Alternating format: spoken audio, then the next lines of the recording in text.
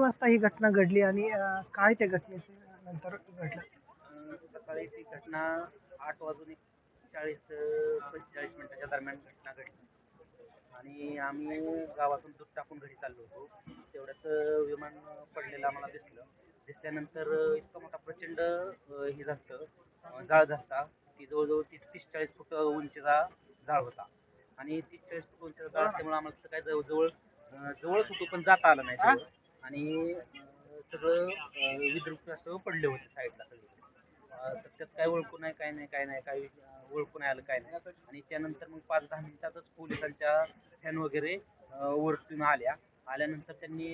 तिथं उभा राहिल्यावर आम्ही पोलिसांकडे गेल्यावर पोलीस म्हणलं की यायला आम्ही म्हणलं की कसं काय काय तुम्हाला कसं कन्फर्मेशन कोणी दिली काय लगेच 5 मिनिटातच लगेच आल्या मग त्यामुळं ते तिथं किरणदादा मला दिसले किरणदादा रडत होते तर किरणदादांपाशी आम्ही गेलो म्हणलं दादा काय झालं तर दादा म्हणले की ह्यात आपले दादा आहेत मग तसे म्हटल्यानंतर मग आम्ही लगेच खाली गेलो तर तोवर तर जाळ मोठा चाललाच होता आणि मग खाली गेल्यानंतर इकडे तिकडे बघितल्यावर ते दादांचे पलीकडे पडले होते जास्त 10 फुटावर पडलेले होते साईडला पडलेले होते मग आम्ही तिथे गेलो तर त्यांच्या पाठीमागून खाल्लं शेरकीचा पूर्ण जळालेला होता आणि पाठीमागून जाळ चालला होता थोडा मग आम्ही तिथं बादल्यांनी पाणी वगैरे ओतलं आणि घटनास्थळ ते परत ॲम्ब्युलन्स